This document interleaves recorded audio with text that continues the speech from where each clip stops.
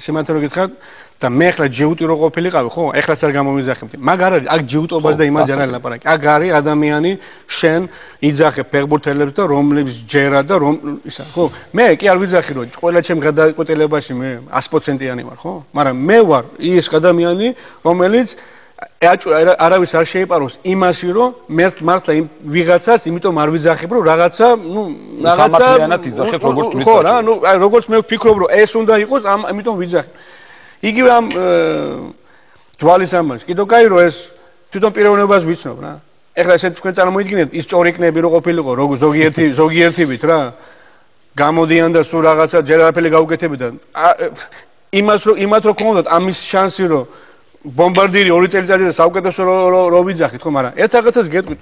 სანამ ჯაბა დვალი ამ ბოლო 2 წლის განმავლობაში, მანამდე იყო, მაგასთან ერთად თამაშობდა გელაშვილი. გელაშვილი, სანამ წავიდოდა, ეგ იყო ბომბარდირი და საუკეთესო ფეხბურთელი წლების განმავლობაში. აი, წავიდა ეს ბიჭი. ბუნდესლიგა, მეორე ბუნდესლიგა გერმანიაში. გუნდი, რომელიც გასავარდნად არის და კაცი ვერ ხდება 18 კაცი, ხო? ეხლა იცით რა არის, რომ ეხლა თქვენ შეიძლება მითხრათ, რომ რაღაც ისე, მაგრამ ჩვენ რაღაცა იმასაც ხო უყურებთ, ხო ვხედავთ, გაიგეთ? ეხლა მე არავითარი პრობლემა არ მაქვს, არც დვალთან და არც არავისთან. მე უყურებ ყველას ერთნაირი შეხედულებით და ეხლა ხო გეუბნებით, ჩემ ყველა გადაწყვეტილებაში მე არასდროს არ ვარ 100%-იანი, მაგრამ ის ლაპარაკები რომ იცით რა არის, ჩვენ ჟურნალისტებმა ვთხოვოთ, ჩვენ გულშემატკივრებმა. დღეს შეიძლება ჟურნალისტები მოვიდნენ ვთხოვოს ესა რა ქვია, იმათ დვალი გამოიძახეო.